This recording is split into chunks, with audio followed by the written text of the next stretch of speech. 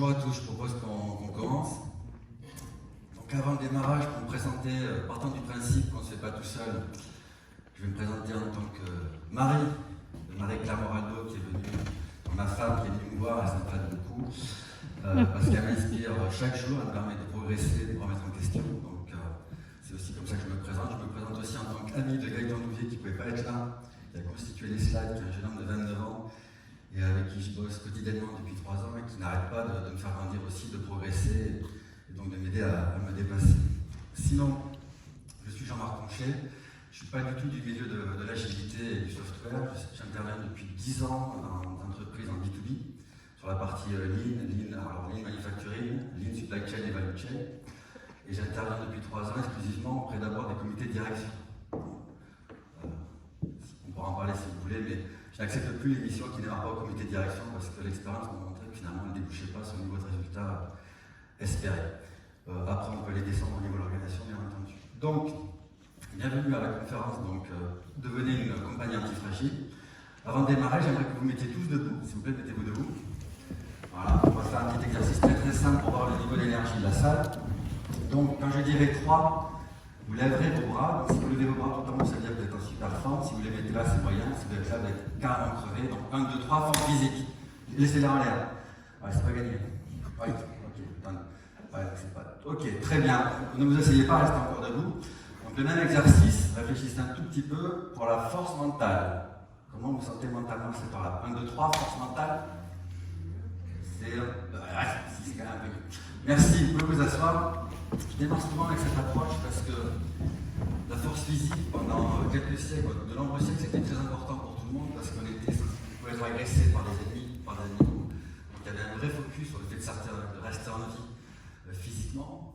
Dans le monde moderne, aujourd'hui, on est tellement peu habitué à être agressé physiquement que le moindre événement où personne n'est agressé physiquement qui passe à la télé, ça nous touche parce qu'on n'accepte plus le fait d'être agressé physiquement. Par contre, il y a quelque chose qui est très largement sous-estimé, vous le savez, avec les activités que vous faites, c'est la force mentale. Donc, ça vient de plus en plus sur le devant de la scène. Donc l'OMS organise une journée de la force mentale. De plus en plus de sociétés, même d'assurance, forment leurs clients sur la force mentale. Parce que dans les boulots, aujourd'hui, on est constamment agressé soit par des mails, soit par des mots, soit par des comportements, ou au niveau personnel, comme avec le Covid, c'est une agression parce qu'on est sans arrêt sollicité mentalement pour faire face à ces vagues, à ces no-go, et sans arrêt s'adapter. Donc la force mentale est devenue une partie très très importante. Je voudrais faire un lien avec la conférence de Fabien Coloussière, parce que la force mentale, ça s'applique aux individus, bien entendu, mais ça s'applique aussi aux organisations en tant qu'entité, en tant qu'équipe, en tant que société. Donc il faut aussi se poser la question, quelle est la force mentale de la société que j'ai en face, dans laquelle vous travaillez. Si la société que vous avez en face n'est qu'une société qui a une force physique, c'est financière, sûrement vous allez avoir des difficultés à passer les phénomènes que l'on est en train de vivre maintenant, parce que pour passer ce qu'il faut que les managers et l'ensemble des salariés aient une force mentale la plus élevée possible. C'est de plus en plus sollicité en force mentale. Pourquoi? Parce qu'aujourd'hui, les sociétés, en fait, elles ne sont pas concurrentes les unes envers les autres. C'est pas tellement Airbus contre Boeing. Déjà, ce n'était pas le cas depuis des années, parce que c'était toute la supply chain Airbus contre toute la supply chain de Boeing, avec la petite histoire marrante, c'est que des fois, ils ont des fournisseurs en commun et tous les partenaires, tous les sous-traitants.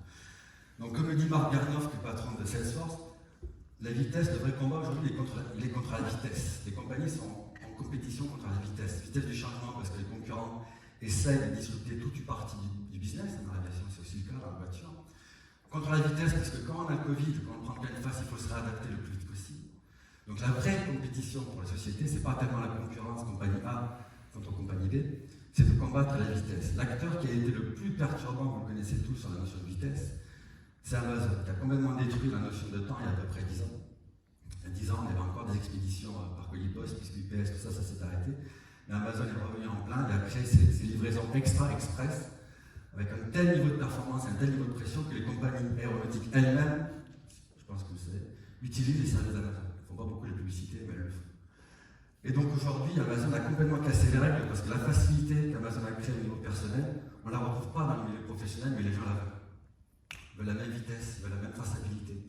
Ils veulent la même vitesse de règlement des problèmes. Amazon, si vous avez un problème, vous appelez, le problème est réglé instantanément. Il y a une personne qui vous dit, attendez, je vous envoie un mail, rappelez-moi votre numéro de commande, je vais voir mon patron, ça se passe pas du tout comme ça. Donc, depuis quelques années, l'environnement personnel dans lequel on vit est bien supérieur à l'environnement professionnel, ce qui n'était pas le cas il y a 10 ou 15 ans. 10 ou 15 ans, on avait les meilleurs PC au bureau. On avait la meilleure messagerie au bureau, on avait le meilleur téléphone au bureau, maintenant c'est exactement le contraire.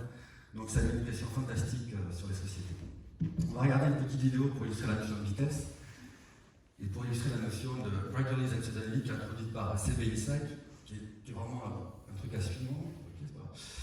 Donc on va regarder cette vidéo. Si Internet est en route, bien entendu. Voilà.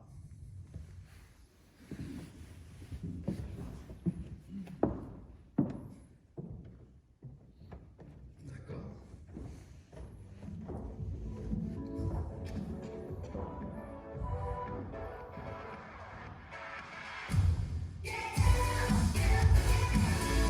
Ce sont les ventes de téléphones mobiles à partir de 2009.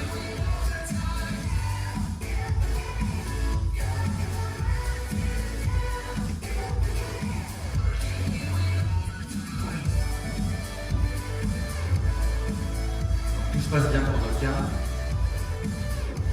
même si ça commence à réduire. Regardez bien la fin de 2012 et début 2013.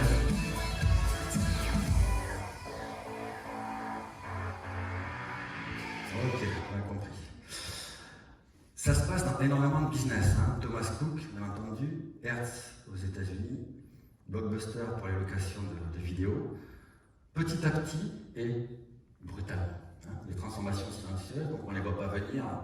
On prévoit chaque année plus 3%, plus 4% de chiffre d'affaires pour être un peu original.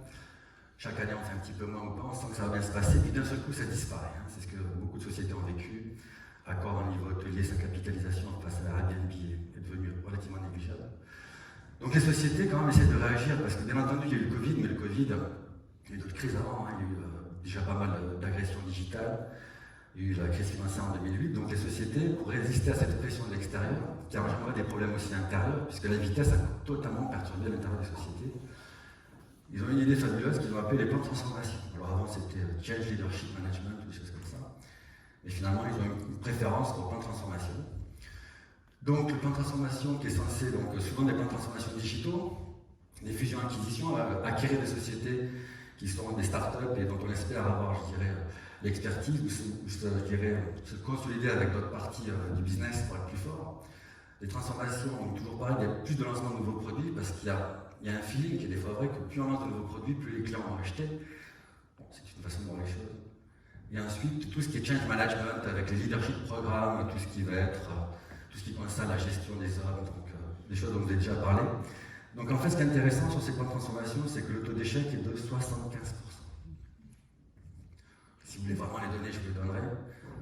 Elles sont disponibles partout sur le net. 75%. Donc il faut comprendre que ces plans de transformation au niveau mondial, ce sont des centaines de milliards investis. On ne parle pas de quelques euros.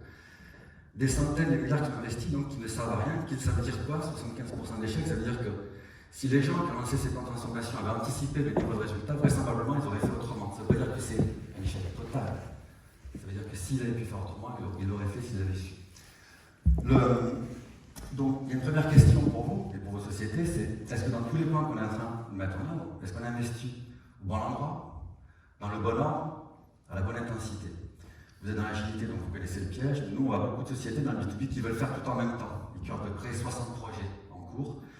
Et comme vous connaissez le problème des files d'attente, vous savez que ça n'a aucune chance de livrer dans les délais les 60 projets et ça a toutes les chances de mettre l'organisation interne sous une pression extrêmement forte. Donc, regardons un petit peu à quel moment ces entreprises font les plans de transformation. Donc au début, on prend une société, on va dire une start-up. Au début, tout va bien, c'est une petite équipe, tout le monde se connaît, tout le monde se fait confiance, donc ça avance, ça va assez vite. C'est assez focalisé sur les solutions. On n'est pas vraiment encore à l'époque des problèmes, on n'est pas adolescent, on s'éclate, on découvre la vie, on rigole bien.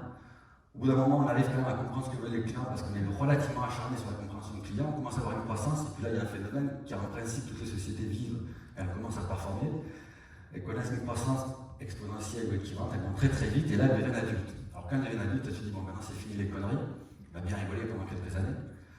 Maintenant, il faut quand même se structurer, donc on va embaucher des mecs de l'automobile, de plein de milieux extra sérieux, et on dit, on va mettre du process. On va faire du process. On va engager plein de ressources, on va mettre plein de managers intermédiaires qui vont nous aider à déstructurer tout ça. Le problème, vous le savez, c'est une discussion qui est bien abordée, c'est que cet effet-là, qu'est-ce qu'il fait là? Il baisse énormément la motivation des équipes, parce qu'il baisse considérablement le l'autonomie des équipes, et donc on n'a plus du tout les résultats voulus.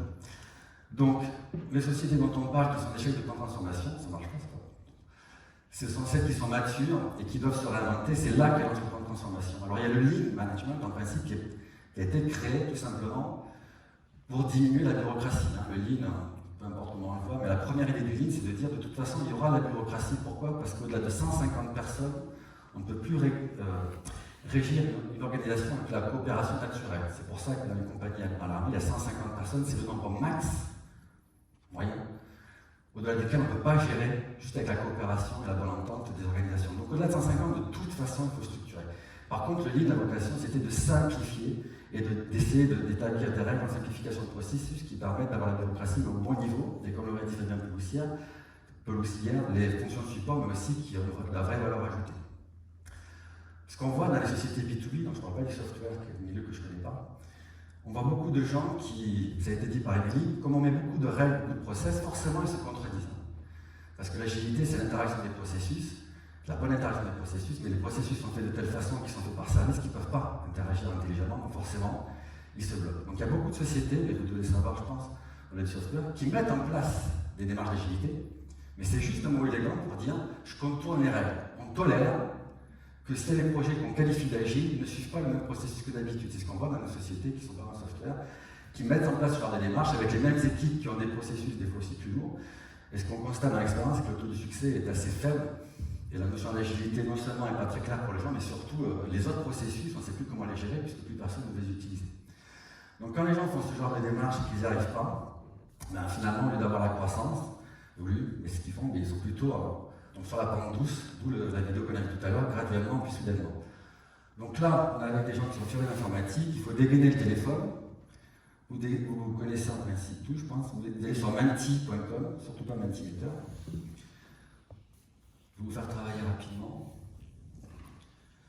Donc sur Menti, on tape le code menti.com, c'est écrit en haut, 20 03 434. Et j'aimerais bien avoir votre retour, mais en quelques mots, parce qu'on n'aura pas le temps de faire toute une litanie. Pourquoi, de votre point de vue, les plans de transformation échouent? Si vous pouvez saisir les idées qui... Parce que vous en parlez régulièrement dans les conférences, les choses qui ne se passent pas forcément comme prévu. Donc en ce qui concerne les plans de transformation, j'aimerais vraiment beaucoup avoir votre avis. Pourquoi les plans de transformation échouent? Donc je cache la réponse. Alors, je vais essayer de ne pas vous décourager, on ne va pas les regarder tous ensemble. Moi, je vais m'en servir pour avoir votre point de vue, et ceux qui sont intéressés, vous me contacter sur LinkedIn ou autre chose, et je vous enverrai avec grand plaisir la participation de tout le monde. Voilà, mettez des mots-clés. Je n'ai pas compté combien en ligne, on est à peu près, on va dire, trentaine, 7.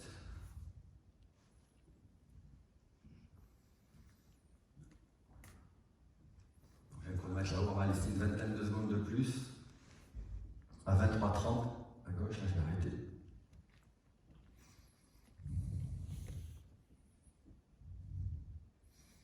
Voilà, 14 secondes.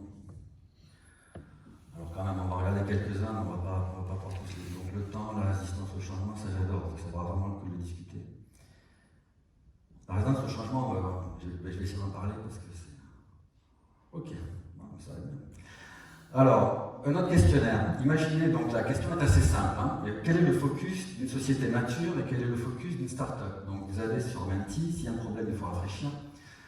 Je vous demande pour chaque cas, donc dans le cas d'une société mature, comment vous les situez entre financial orientation, donc est-ce qu'ils sont orientés finance, ou est-ce qu'ils sont orientés growth, donc état d'esprit croissance, et après sur l'autre courbe, est-ce qu'ils sont orientés organisation interne et excellence de l'organisation interne, ou est-ce qu'ils sont orientés sur je veux créer de l'amour chez mes clients?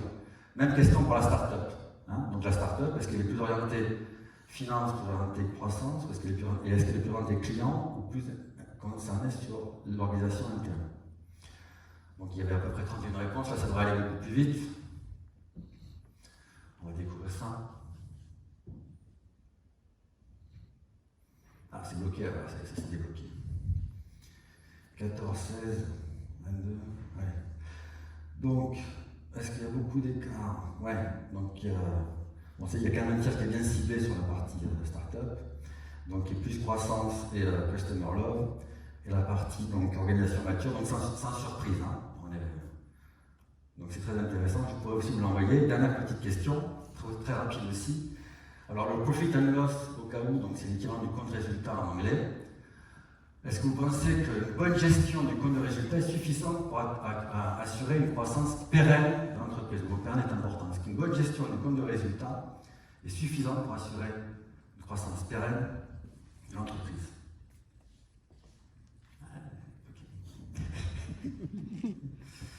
Allez, ok. Donc c'est bien, tout le monde avait reçu mon message, donc il fallait répondre non pour ne pas me hacker un discours. Ok, parfait. Donc on va regarder ce que ça veut dire. Donc, on va parler d'une société antifragile. Donc, le pointeur ne marche pas, mais ce n'est pas très grave. Je ne sais pas l'utiliser. Donc, l'idée de l'antifragilité, en fait, c'est de se dire que, quelle que soit l'avancée dans le temps égale les problèmes, égale les aléas, égale le Covid, égale les disruptions, une société antifragile, finalement, elle va toujours être en croissance, hein, comme un couple qui s'aime vraiment. L'image est importante parce que les couples qui s'aiment vraiment, si vous voulez, par rapport aux difficultés, peuvent que grandir. Parce que la vocation d'un être humain, la vocation d'un système, la vocation d'une organisation, c'est de toute façon de croître. Je ne vais pas tellement discuter le mot croître au sens économie, finance, pardon, etc., parce que ça peut se discuter à la marge. Mais chaque organisme, chaque personne est destinée à croître. Donc les sociétés antifragiles, dans la difficulté, elles croissent. Vous êtes l'exemple de Netflix qui est connu en 2011, qui a quand même créé son fameux Chaos Monkey, donc un programme tout simplement pour flinguer ses serveurs, pour s'entraîner à combattre l'adversité et être meilleur. Pareil pour Amazon qui met en souffrance ses systèmes logistiques et ses plateformes, pour voir comment ils arrivent à réagir. Donc les gens se discutent tout seuls, juste pour savoir s'ils vont être antifragiles et continuer à croître. Pour le reste en bas, c'est comme les couples, si le couple n'est pas très solide, à la moindre difficulté, ça casse, c'est terminé, c'est pas du tout antifragile. Donc antifragile, c'est une notion qui est issue du livre de Nicolas Tassin-Taleb, celui qui avait aussi écrit le Signe Noir. Et c'est tout simplement la caisse du livre parce qu'il n'y avait pas de vrai contraire à fragile. Donc il a créé antifragile pour dire ce qui résiste à tout. Ce qui est intéressant, c'est une citation que j'aime bien, c'est que des temps faciles engendrent des gens faibles engendrent des temps difficiles, et des temps difficiles engendrent des gens forts, des gens qui sont là-haut, antifragiles. Les temps difficiles, c'est pas un problème pour les gens qui ont confiance en eux, c'est pas grave de ne pas savoir à l'avance ce qui va se passer. Par contre, pour des gens qui ont des temps faciles, je ne vais pas nommer de société, mais il y en a plein dans le coin, et qui ont créé des gens faibles, pas parce qu'ils sont faibles, mais parce qu'ils n'ont pas pu s'entraîner, ça ne tient pas le coup. Ça ne tient pas dans la durée. Donc, de toute façon, l'idée d'antifragilité, il faut aller dessus, c'est-à-dire qu'il faut accueillir l'incertitude, le chaos, des fois le provoquer pour s'entraîner. C'était aussi une phrase d'Olivier hier qui disait la fréquence réduit la difficulté, il faut s'entraîner à ça, et encore une fois, il n'y a pas une occasion dans votre vie, vous avez grandi sans souffrir, c'est pas vrai. Si vous avez fait du sport, vous avez beaucoup souffert, vous êtes devenu très bon. Si vous avez passé une thèse, vous avez beaucoup souffert, vous êtes devenu très très bon. Personne ne grandit avec la facilité. Donc, on a dit que le profit and loss n'était pas suffisant en fait pour dire qu'on va être antifragile, parce que finalement, si on va être antifragile, on ne peut pas piloter qu'avec le compte de résultat, donc il manque une pièce. Donc, quelle est la pièce qui manque? C'est Idriss Aberkan qui nous donne cette réponse, qui nous dit il n'y a pas d'excellence sans amour. Pour le besoin de la conférence, j'ai remplacé excellence par antifragilité, pour essayer d'être d'accord pendant tout le long. Et l'idée, c'est de dire qu'il n'y a rien de plus puissant que l'amour. Alors ça peut faire sourire, on va revenir dessus. Si on reprend l'image de Fabien Peloussière, il parle de solidarité. La solidarité, c'est quand même de l'amour. C'est je vais t'aider quoi qu'il en coûte. Quand il nous a raconté hier l'anecdote de on lâche rien. C'est je vais le faire quoi qu'il en coûte. Je n'ai pas de limite. Je fais tout ce qu'il faut pour que ça marche. Quand on est en condition de survie, ça peut-être été votre cas, dans les grosses difficultés, vous en sortez, vous y arrivez. Donc il n'y a pas de raison que dans des temps difficiles, qui ne sont pas toujours des questions de survie physique quand même, qu'on ne puisse pas y arriver. Il n'y a rien de plus puissant que ce paramètre-là, toujours l'image du couple. La puissance de l'amour fait que le couple va grandir, il ne peut pas s'arrêter, il est destiné à croître. Donc il n'y a pas d'excellence sans amour, il n'y a pas d'antifragilité sans amour. Donc ce qui manque en fait sur le dessin tout à l'heure, c'est le côté rationnel, mais c'est le côté émotionnel en bas, donc c'est la partie amour. Pour la conférence, on va se focaliser essentiellement aujourd'hui sur la partie amour des clients, parce que s'il n'y a pas de clients, c'est assez simple, on ne peut pas, je dirais, proposer des produits et des services, donc on ne peut pas créer de croissance, donc il faut d'abord être obsédé pour créer l'amour chez les clients. Donc l'idée clé, là, c'est un des messages forts de la journée, la fin de journée, c'est qu'il faut passer d'un état d'esprit de profit and loss à un état de love and profit. Et c'est dans cet ordre-là que ça marche. Parce que les startups, c'est dans cet ordre-là que ça marche. Donc il n'y a aucune raison que ça doit être différent lorsqu'on grandit, d'accord? Il faut y mettre tout ce qu'on a, créer la solidarité et le fait de vouloir toujours faire plus et accepter justement la difficulté, même la créer pour avoir des résultats et les croissances d'une société antifragile. Je vous montrerai quelques exemples tout à l'heure. Donc comment ça marche de façon très pratique ce système? On va regarder petit à petit, c'est-à-dire que vous pouvez le faire dès lundi dans votre société ou chez vos clients. À gauche, vous mettez la partie Financial Return, qui peut être de l'EBITDA, qui peut être de la marge, qui peut être du retour sur investissement. Bref, les critères financiers que vos clients, que vous adorez. Et à droite, vous posez la question de comment les clients m'aiment. Et si vous n'avez pas la réponse, je vous propose une solution. Donc, comment ça se lit? Donc, si vous êtes en bas à gauche, vous êtes mauvais en finance et on ne vous aime pas. C'est fini, c'est caput. Vous pouvez prévoir vos congés, vous avez un ticket d'avion si vous arrivez à partir. La société va fermer, c'est clair. Hein. Il n'y a pas d'argent, on ne vous aime pas, c'est destiné à mourir. Assez vite d'ailleurs. Vous faites pas mal d'argent, mais les clients ne vous aiment pas. C'est une information qu'on ne voit pas dans les comptes de résultats. Vous faites pas mal d'argent, mais les clients ne vous aiment pas. Okay? Si vous êtes dans cette société, vous le savez, vous, que les clients ne vous aiment pas. Les gens de l'extérieur le savent pas. Mais si moi je suis un investisseur et que j'ai l'information que vous faites de l'argent avec les clients ne vous aiment pas, j'investis pas sur vous. Parce qu'il n'y a pas d'avenir. Il n'y a pas d'avenir. C'est destiné à baisser, c'est clair, c'est net. En bas à droite, je ne fais pas beaucoup d'argent, mais les gens m'aiment. Ah, en tant qu'employé ou en tant qu'investisseur, c'est intéressant. On n'est pas encore très bon sur l'efficacité. On n'est pas encore super balèze pour gérer l'EBITDA. Par contre, les gens nous aiment. Donc vous êtes dans un terreau qui est très très favorable. Pour un nouveau poste, c'est très intéressant. Et pour un investissement assez tôt, c'est extrêmement pertinent. La partie en bas à droite, donc elle s'explique toute seule. C'est-à-dire que vous faites pas mal d'argent, vous réussissez bien financièrement, et les clients vous adorent. Mais là, par contre, on a un challenge. Parce qu'on est tout en haut de la pente. Hein. Donc en tant qu'investisseur, on est tout en haut, il va falloir créer le coup d'après. Donc si on revient sur la courbe en est tout à l'heure, donc vous êtes en pleine croissance, quoi. Les clients vous adorent et vous gagnez bien votre vie, donc c'est la flèche verte. Il va falloir se poser la question de comment on recrée l'amour. Parce que toujours pareil, c'est comme dans un couple. Vous êtes tombé amoureux à 20 ans, ouais, c'est super, bravo. Est-ce que c'est la même histoire déjà à 23? Est-ce que c'est la même histoire à 30, à 40? Les critères qui ont fait que vous êtes tombé amoureux, les choses ont évolué. Les choses ont pris une ampleur différente, mais pourtant, toujours, il y a le souci de se faire grandir l'un l'autre et de s'aimer. C'est pareil ici, comment on fait pour sans arrêt mériter et avoir l'amour des clients, sachant que le monde est sans arrêt disrupté, sachant qu'il y a plein d'offres, il y a plein de nouveaux acteurs tout le temps qui sont plus rapides, plus sexy et peut-être plus nerveux. C'est extrêmement difficile. Et ce challenge des sociétés, c'est que si elles ne passent pas ce cap-là, ce qu'on appelle le point d'inflexion de l'amour, elles ne peuvent pas passer à l'étape suivante. Et de façon irrévocable, on pourra faire des prédictions sur des sociétés assez importantes en France, elles sont destinées à disparaître. C'est évident. Si elles ne savent pas créer l'amour, si elles ne savent pas recréer ce lien, elles vont tenir, et à un moment ça va lâcher. Alors, donc j'ai donné des exemples tout à l'heure, donc il y a Thomas Cook qui était dans ce cas-là, il y a Hertz qui était dans ce cas-là, pour ceux qui ont joué chez Hertz, en tout cas l'expérience que j'en ai qui n'était pas globale, c'était extrêmement plus difficile que chez Alice. Donc ce sont des sociétés qui avaient tendance, je dirais, à se regarder et à oublier complètement la partie client. Alors si lundi matin vous revenez voir votre patron en disant on a écouté un truc vendredi, ça s'appelle le pouvoir de l'amour, love and profit, il risque d'être comme ça. Il risque de dire c'est énorme. Vous n'attendez pas à ça dès lundi matin, donc carrément il risque de se moquer de vous et vraiment passer une bonne matinée et vous risquez d'être un petit peu blessé en disant purée, pourtant ça avait l'air pas trop mal, moi ça m'a plu sur le coup. Bon, mais le mec est mort de rire, donc c'est un financier, là, la cravate jaune qui n'est pas du tout assortie, donc par contre, le problème des gens financiers, on peut en parler des heures, c'est pas un jugement de valeur, mais c'est ce que j'ai constaté. Les financiers sont les gens les plus irrationnels au monde. Ça, c'est quelque chose qui est vraiment très marrant, parce que les financiers sont très rationnels, il y a les chiffres, c'est carré, comptable, n'importe quoi.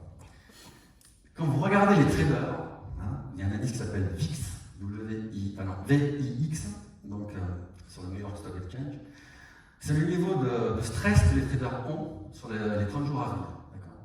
Regardez ce niveau de stress pendant le Covid. Regardez le niveau de stress dès qu'il y a un chiffre qui n'est pas comme ils veulent, ils sont en panique, les mecs. Regardez le comportement des contrôleurs financiers quand on ne va pas faire les chiffres du trimestre, ils sont décomposés. Comment on va faire? Donc les gens qui sont rationnels, ils ne stressent pas comme ça. Eux, ils stressent. Donc ce qui est important, et la discussion que vous pouvez engager avec eux, c'est de dire ok, tu trouves que c'est pas rationnel, mais tu sais que l'amour c'est une histoire de perception, et la perception ça équivaut à la réalité. Votre perception c'est votre réalité. Vous êtes au bureau, il y a quelqu'un que vous supportez pas.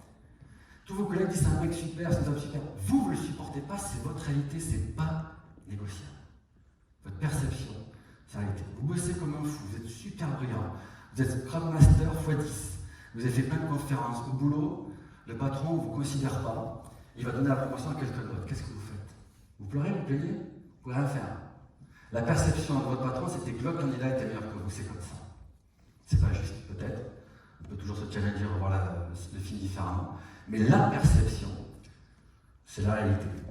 Donc, un petit dessin là-dessus. Donc là, ce sont des parents, donc ça peut être des PDG d'entreprise, des patrons. Ils font un projet, donc un manage, ça peut être un plan de transformation, ils sont super contents.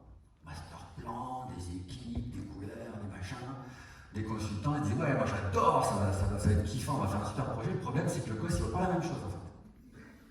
Il voit un truc qui est beaucoup moins attractif. Parce que vous voyez des fois dans vos projets, surtout ce que les clients voient. Il y a des sociétés, elles vous disent mais c'est pas possible, comment on est beau quoi. Ouais. Sauf que quand vous achetez le produit, ils disent non, moi je ne sais pas ce que je ressens. Il y a tout à fait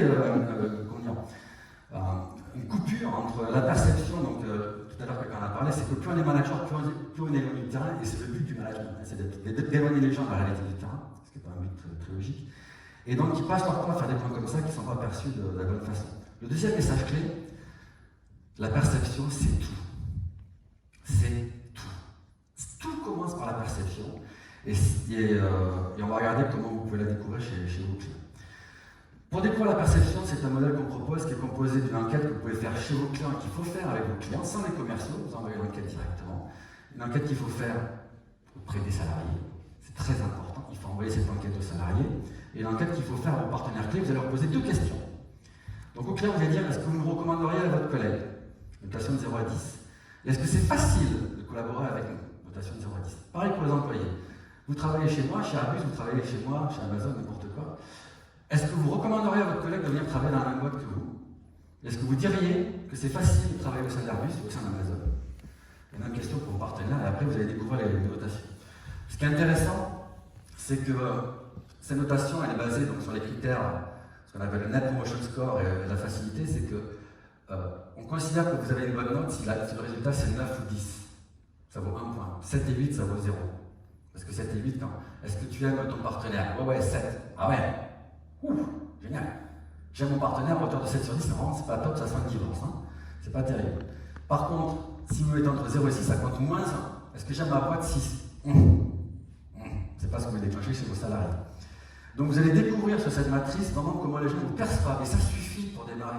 C'est pas la peine de faire une enquête client, de dire est-ce que vous aimez nos bureaux, est-ce que vous aimez le baby-food, est-ce que vous aimez notre nouvel emballage, est-ce que vous aimez les dernières caractéristiques de notre produit. Ça ne sert strictement à rien. La seule chose avec laquelle il faut démarrer, c'est se poser ces questions-là. Donc l'amour, ce qui est la partie donc, recommandation là, de 0 à 10, est fortement influencé par la facilité. Toujours l'image du couple. Si vous vivez avec une personne que vous estimez beaucoup, mais que les interactions sont difficiles, ça va vous crever. Difficile, ça ne veut pas dire que tout va bien. Difficile, ça veut dire qu'on ne peut pas parler. Quoi. On n'arrive pas à collaborer, on n'arrive pas à être solidaire, on ne se comprend pas. Dans votre bureau, vous connaissez des gens comme ça, vous connaissez des gens qui sont brillants, mais c'est le mec, il a fait les meilleures écoles, il est ingénieur x12, il fait tout ce qu'il veut, mais par contre, c'est impossible de bosser avec lui. Impossible, parce que dès que vous lui parlez, vous avez l'impression que vous êtes idiot. Il ne fait jamais ce qui est prévu, vous ne pouvez pas bosser avec lui. D'accord? Donc la recommandation, ça ressemble autour, oui, le mec est diplômé, formidable. Est-ce que c'est facile? Non, c'est difficile, donc vous serez peut-être dans la zone de répulsion. Pareil pour les sociétés. D'accord? Il y a des sociétés, on peut le faire ici. Comment vous situez? Vous allez le faire tout à l'heure. Comment vous situez Amazon? Parce qu'Amazon, c'est un cas qui est assez critique. Moi, je ne suis pas fan d'Amazon. Amazon, on peut leur connaître un seul truc, on va voir tout à l'heure, c'est qu'ils gagnent tout avec la facilité. Ils gagnent tout le game avec la facilité. C'est tellement simple. Et si vous êtes client, j'insiste, si vous êtes client, pas si vous êtes spectateur et que vous n'aimez pas Amazon, ça je comprends. Mais si vous êtes client et que vous achetez, et vous gagnez avec la facilité. C'est tellement simple de retourner, tellement simple d'annuler, tellement simple de suivre que c'est excessivement difficile de résister à la facilité. C'est le plus gros levier de développement d'activité, je pense, aujourd'hui dans le business, depuis des années. C'est toute la notion de as a service, que vous connaissez très bien dans la partie software, tout proposer as a service. Donc la recommandation, c'est je tombe amoureux, donc je trouve que la marque est bien. Et comment je garde et je propage cet amour, c'est avec la facilité que je conserve et que je la porte sur les plans plus loin. C'est un framework que je ne vais pas discuter trop longtemps. Bien entendu, l'intérêt de tout ça, c'est de le faire sur les 3 parties. Customer Love, j'insiste, c'est l'approche d'Alibaba qui est en bas, à laquelle je souscris, ça n'est que mon opinion. On a besoin d'abord d'être aimé ses clients. Par contre, si on n'est pas aimé de ses salariés, inévitablement, on va baisser, c'est là qu'on a vu tout à l'heure, on va passer sur l'orange et on va décliner. Si on est de ses salariés, mais qu'on est détesté de ses fournisseurs dans l'automobile pour General Motors, comme les fournisseurs de Tesco à l'époque en Angleterre, le business va baisser. Parce que tous les fournisseurs de General Motors et de Tesco haïssaient la boîte. Pour qui ils bossaient, ils mettaient leurs plus mauvaises équipes sur le dossier. D'accord ? Ils faisaient des trucs, mais ils haïssaient la boîte et donnaient leurs plus mauvaises équipes. Donc inévitablement, ça descend. Donc lorsque vous avez cette vision, vous visualisez la boîte d'une façon simple. Les indicateurs, c'est ni bien ni mal. Celui-là, il est super, parce qu'il est émotionnel, mais il est puissant. Il est très puissant, il est très difficile à contester, c'est pour ça qu'il doit être fait de façon totalement non filtrée, c'est-à-dire ni le commerce, ni les RH, ni les achats ne touchent ce genre de sondage, ça doit venir directement de la direction. Et ça doit être partagé avec tout le monde, parce qu'il faut accepter de se regarder en face, si on ne regarde pas en face, on ne peut pas progresser. Donc, un petit jeu qui a l'air de ne pas être enfant.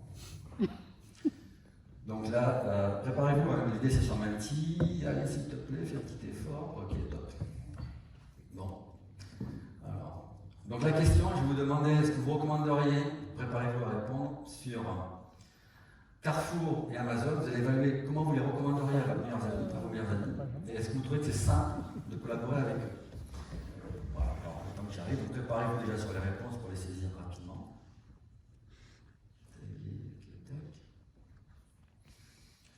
Voilà. Donc je passe des mots comme prévu. Ah, tac. Deuxième essai. Allez chérie, tu m'encourages. Allez, yes. Bon. Est-ce que ça a marché? Je sais pas, c'était pas les débuts. Ouais, vas-y. Ouf. Le code va apparaître 63 00 64 7. Donc, partagez avec tout le monde, avec toute la salle, comment vous recommanderiez, comment vous évaluez la facilité à collaborer et à interagir avec Amazon et Carrefour. Vous arrivez à vous connecter? Il faut rafraîchir l'écran, il faut remettre un code, c'est pas le même code que tout à l'heure.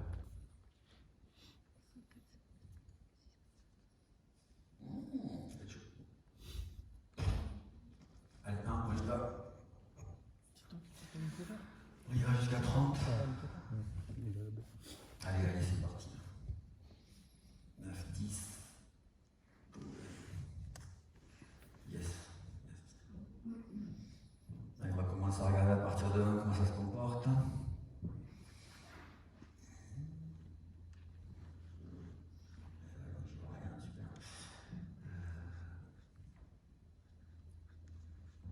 Alors, donc c'est marrant. Amazon, facilité. Bon, je ne sais pas si l'influencé, mais beaucoup plus simple. Donc, quand j'ai dit que je ne donnerais pas de nom, vous en avez donné un. Voilà. Il y a un business, on peut en parler des heures. En tout cas, votre perception, elle vaut ce qu'elle vaut. Aujourd'hui, vous la placez là. Donc, c'est pas facile et vous ne kiffez pas la marque. C'est pour ça que je suis toujours étonné, les gens qui font des marques de distributeurs, j'achète du Carrefour, c'est génial. Non, c'est pas génial. Je pense que c'est génial. Et donc, les amis ici, donc, on a une idée de comment ça peut continuer. Et effectivement, ils ne sont pas au bout de leurs soucis. Tac. Voilà.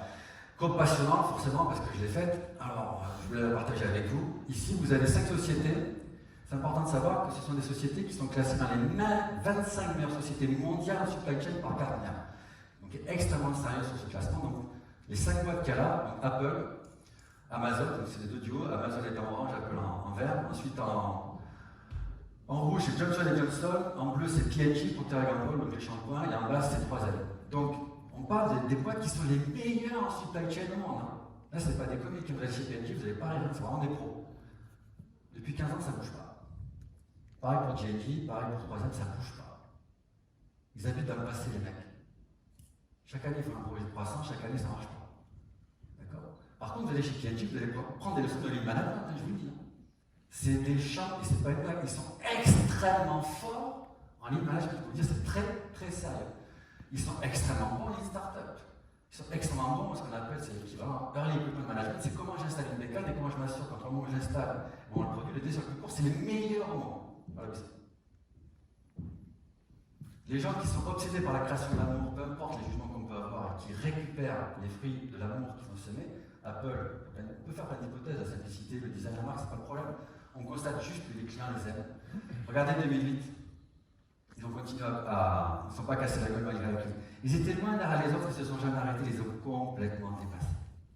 D'accord? Donc, montrez ça à vos patrons qui disent oui, l'amour c'est intéressant, ouais, mais l'amour c'est pas une blague, c'est ça. Ça donne ce genre de résultats. Et toutes les sociétés qui sont en croissance exponentielle, c'est ce qu'elles font, elles sont obsédées et ne pensent qu'à dire comment je fais pour satisfaire le client. Ça vaut ce que ça vaut, bien entendu, je l'ai dit avant, il ne faut pas que ça soit du traitement des salariés, sinon ce n'est pas du tout durable. Donc, comment on fait pour devenir antifragile? Donc l'idée c'est de créer et de maintenir l'amour. Donc là-dessus, une question, il me reste, voilà, c'est ce que je vais dire. Voilà, c'est mon copain qui a répondu, c'est top. Donc pareil, là ça a l'air de marcher un petit peu mieux. J'aimerais savoir si de votre point de vue, dans vos business, vos clients, vous estimez que tous vos clients ont à peu près les mêmes attentes pour vos produits et services. Est-ce que tous vos clients ont les mêmes attentes, les mêmes besoins selon vous? Alors on est yes ou no, on va aller assez vite. Donc le code il a changé, 68, 98, 65. Ouais,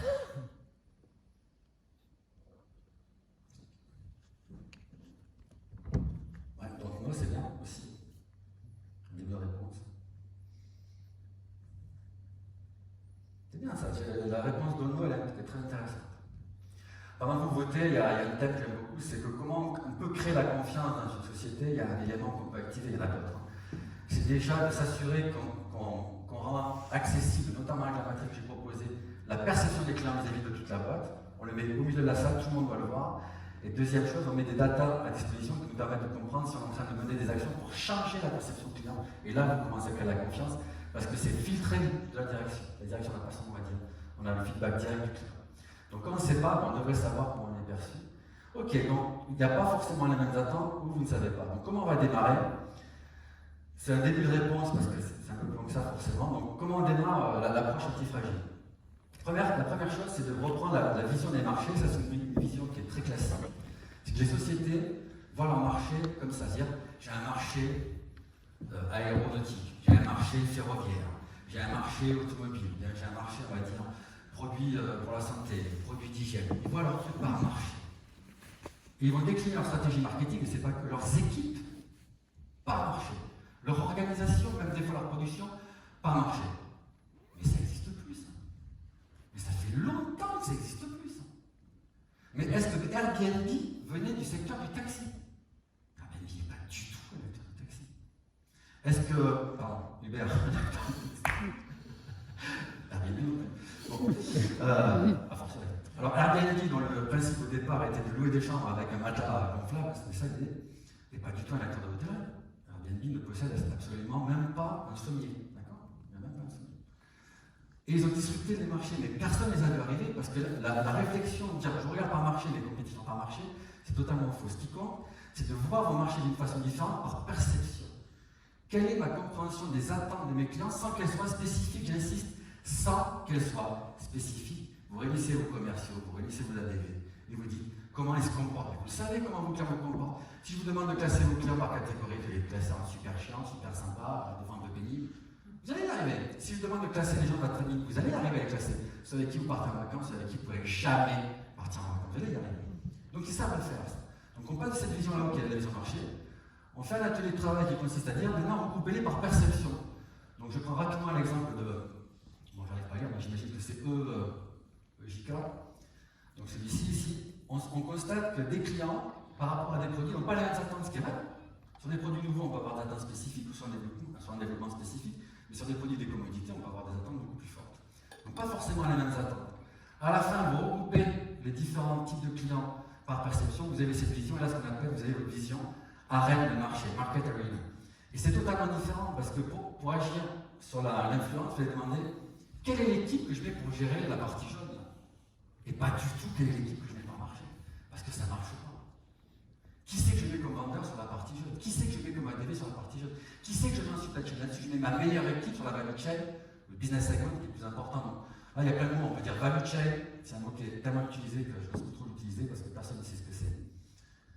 On parle de chaîne de valeur, mais bon, pourquoi pas. Business segment, je ne sais pas si c'est mieux. Mais l'idée, c'est de visualiser les clients comme ça, et ça va changer totalement votre organisation. Par contre, si on revient sur l'élément clé du début, ça change totalement vos investissements. Complètement vos investissements. Ça change complètement vos priorités. Parce que quand les mecs font de la digitalisation, ils font de digitalisation pour tous. Non. Quand les types veulent faire des nouveaux produits, c'est des nouveaux produits pour tous. Quand on veut faire de la facilité, c'est la facilité pour tous. Donc ça ne marche pas. Donc ça principe du lean. Think big, act small and scale fast.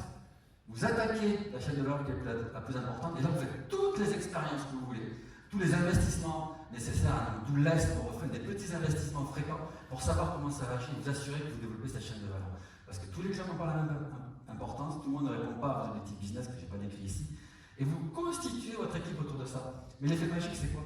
Le Covid vous tombe dessus. Cette carte, elle change. Elle change tout de suite. Elle change très vite. Mais c'est super visuel. Donc, vous refaites ça. Vous regardez vos nouvelles priorités, parce que vos priorités ont changé aussi avec le Covid. Et vous dites, mais comment je me réorganise autour de ces nouveaux défis? C'est pour ça que la résistance au changement, de mon point de vue, ça n'est qu'une barrière mentale. Il n'y a personne qui résiste au changement. On va virer quelqu'un, il résiste. Ah non, donnez-lui 5 millions, il part.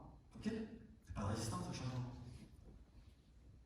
Quelqu'un ne vous aime pas, vous pouvez toujours vous voulez, vous n'allez pas vous marier, il va rien se passer. La résistance au changement, c'est une autre façon de dire j'ai pas compris. Et ton point ne me plaît pas. Je ne le sens pas. Quand vous faites ça, c'est très difficile de dire qu'on n'est pas d'accord. On peut le challenger, on peut dire ok, c'est globalement juste mais précisément faux. Par contre, c'est assez simple d'embarquer les gens là-dedans et c'est assez simple d'expliquer pourquoi les priorités ont bougé. D'accord. Donc, après, sur ce framework que vous n'avez pas, ici, vous comprenez bien qu'on est totalement axé et je dirais obsédé sur comment les clients se comportent avec nous, quelles sont les contraintes qu'ils mettent sur notre système. Mais après, il faut être obsédé par vous, c'est-à-dire qu'est-ce que moi j'attends de mon business. Et donc, dans ce qu'on fait, c'est pour ça qu'on peut travailler avec les comités de direction et étendus, on demande au patron de dire qu'est-ce qu'il préfère. Est-ce que tu préfères du chiffre d'affaires par rapport à la marge? Est-ce que tu préfères du chiffre d'affaires par rapport à l'attractivité marché? Est-ce que tu préfères du chiffre d'affaires par rapport à l'importance stratégique? Est-ce que tu préfères du chiffre d'affaires à une market opportunity parce qu'il y a un concurrent qui a flambé et tu peux prendre des parts de marché? Qu'est-ce que tu préfères? Donc, c'est une méthode mathématique, je sais qu'il y a plein de maths ici. Pairwise comparison, ou HP, c'est pareil. Et vous allez créer une discussion autour de ça et des priorités vont sortir et ces priorités par rapport à vos ambitions elles vont caler des priorités de travail mais par le haut. Le matin quand on se réveille, du PDG, au DG, aux ventes, à la DD, à la supply chain, à la logistique, au magasinier, au mec en production, c'est quoi l'endroit où on va faire le plus d'impact pour changer la perception client? C'est quoi l'endroit où on est tous solidaires pour que cette première chaîne de valeur, ce premier business segment, ça soit de la folie pure? Je peux vous garantir que les effets sont très rapides. Quand vous faites ça, j'insiste, sur une chaîne de valeur donnée ou un business segment, vous avez en général une recommandation client qui passe dans mes expériences, ce ne sont pas des sociétés comme Amazon, qui prend 30 points. Et on arrive à commencer à voir, quand vous comprenez que la perception a un impact, on voit que la facilité aussi augmente parce qu'on se donne à fond. On n'est plus en train de dire il faut que j'installe un système track and trace sur ma bécane, sur mon ERP ou sur mes softs pour que les clients puissent se brancher sur une plateforme. On dit aux gens envoyez un SMS. Ah oui, ça peut. Ouais, envoyez un SMS. Dites que c'est parti, faites-le. Faites l'effort en plus. Quand le client n'est pas content, faites l'effort de le rappeler, de trouver une solution dans la journée avec lui. Prenez la décision de le faire. Et là, on est soutenu par le manager sans problème. Parce que tout le monde est d'accord qu'on veut voir ça gagner. Les patrons, les premiers, veulent voir ça gagner. Les salariés veulent voir ça gagner. Et là, tout le monde a l'occasion d'être bon dans sa technique et de montrer vraiment la capacité et la solidarité d'une équipe. Le système sur lequel je passe, donc, quand vous faites vos évaluations, vous passez vos changements de business, vous avez compris sur la matrice Love and Profit. Vous regardez si vous gagnez de l'argent ou pas avec eux, et vous regardez grâce au sondage s'ils vous aiment ou pas, puisqu'on le fait par business segment. Vous avez une idée de ce qu'il faut changer. Comment je change ma proposition de valeur pour la rendre plus attractive, et si ça ne marche pas, comment j'explore de nouvelles propositions de valeur. Donc exploit and explore, un CE de 1996. Bon, c'est une façon de voir les choses qui est très bien. Exploit, c'est exploiter les résultats d'aujourd'hui, les produits et les solutions d'aujourd'hui pour les améliorer quand elles n'ont plus les résultats attendus. Et explore, c'est nouveaux marchés, nouveaux produits. Ok? Donc c'est comme ça qu'on fait, et ensuite c'est très facile à décliner, c'est assez visuel. Donc, on a fini. Donc juste avant le feedback en 3 mots, je vais citer ma chérie, qui est ma star absolue de toute façon. Donc c'est très simple. Donc, un des messages clés, c'est de dire que la raison trompe parfois, le cœur trompe jamais. C'est clair, vous le savez, mais tout ce que vous avez réussi dans votre vie, quand vous avez eu le courage de vous barrer d'une société, quand vous avez eu le courage de dire non, quand vous êtes débarrassé des gens toxiques, quand vous avez écouté votre cœur, vous avez gagné, mais vous le savez. Il n'y a pas besoin de discuter, c'est évident pour tout le monde. Deuxième chose, donc pour lundi, soyez fous, on est là pour rigoler. Commencez à passer ce message. Commencez à dire, ça serait quand même bien, les managers, patrons, qu'on demande aux clients si nous recommandons, c'est facile, c'est la famille. Non, mais c'est pas le risque. Demande-nous aussi en tant que salarié ce que tu en penses. Et si vous faites des études par zone de management, vous allez avoir des surprises. Il y a des managers qui vont avoir un petit drapeau sur la tête. Est-ce qu'ils crient le contexte de facilitation ou pas? Pourquoi il faut faire ça? Parce que l'idée, c'est de refaire découvrir qui vous êtes, quelle société vous êtes, et de refaire découvrir le cœur. Les gens doivent revenir sur, parce qu'on parle de raison d'être, etc., mais c'est trop compliqué, je dis pas que je suis compliqué. Regardez la réalité, vous êtes ou vous n'êtes pas. Et qu'est-ce qu'on fait avec ça? C'est très simple, ça s'active, ces plans-là, ils sont même pas en 4 semaines. Voilà, donc c'est le message que je voulais partager avec vous pendant que j'ai terminé, mais si vous pouvez faire un petit feedback en 1 ou 3 mots, je serai ravi, ça m'aidera pour la prochaine fois. Merci beaucoup. Merci.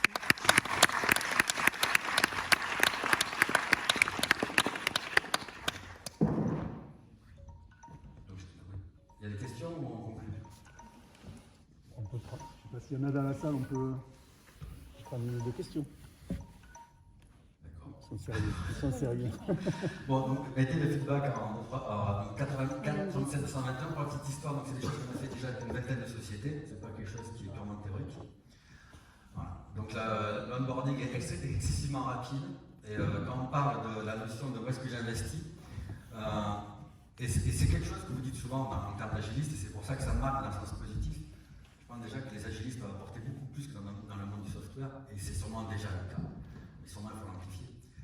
Mais c'est que vous avez la capacité sûrement à toucher les codir d'une façon ou d'une autre, et il faut le faire parce que rien ne se passe de pérenne et d'intéressant sans ça. Si les gens ne transpirent pas, parce qu'on parle sur un indicateur, je vais aller vite, moi je parle d'indicateur de transpiration. Pour avoir des abdos, il faut transpirer. Ça sert à rien. Allez, stop. Non, mais je veux dire, vous pouvez mesurer vos abdos fin de mois, vous avez déjà la réponse, vous n'avez pas transpiré. Donc il faut mesurer les litres de sueur. C'est ça qu'il faut mesurer. Donc, quand on travaille avec les PDG, les patrons, il faut qu'ils transpirent. C'est pas un rendez-vous d'une heure. Les mecs, on les fait bosser 32 heures ensemble. Okay. 32 heures. Parce que s'ils ne transpirent pas, ils ne désirent pas. S'ils ne désirent pas, ils ne s'engagent pas. Ils ne prennent pas de décision.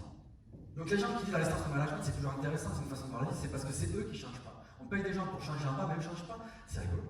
Ça t'intéresse? Vous avez un problème dans votre couple, vous payez quelqu'un pour changer votre homme? Ça t'intéresse? Une façon de voir la vie. Voilà. Alors, tac. Merci Jean-Marc. Merci à vous. Ah, c'est pas super, c'est top. Merci beaucoup. Bon week-end. Allez, prendre un photo. Je reste encore actif, mais je vais. Merci Jean-Marc. Merci. On va continuer.